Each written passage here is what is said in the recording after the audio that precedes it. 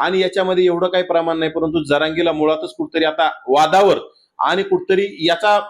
कांगावा करून समाज गोळा करण्याचा आणि स्वतःची प्रसिद्धी मिळवण्यासाठी स्वतःला मिळालेले टेंडर कुठतरी त्याच्यामध्ये त्रुटी झाल्यामुळे काही अडचणी निर्माण झालेल्या त्या पुन्हा टेंडर मिळवण्यासाठी चाललेला कांगावा आहे आणि त्याच्यातून समाजाची दिशाभूल करायची मनोज जरांगे पाटील यांनी सरकारला खडे बोल सुनावले आहे.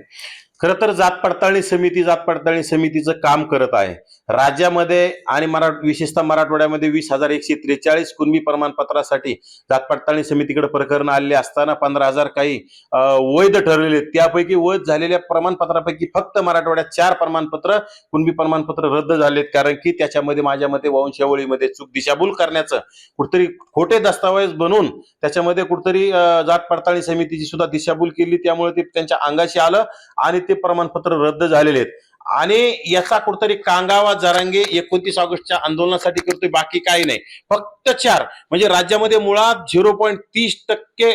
प्रमाणपत्र फक्त रद्द होण्याचं प्रमाण आहे. 0.30% म्हणजे 1% सुद्धा प्रमाणपत्र रद्द झाले नाहीत. आणि हे प्रमाण तर माझ्यामध्ये ओबीसीचे सुद्धा प्रमाणपत्र वाटप झालेले मूळ ओबीसी लोकांचे सुद्धा प्रमाणपत्र अवैध ठरवल्या जात असतात, 1%, 1.5%. आणि याच्यामध्ये एवढं काही प्रमाण नाही, परंतु जरांगीला मुळातच कुठतरी आता वादावर आणि कुठतरी याचा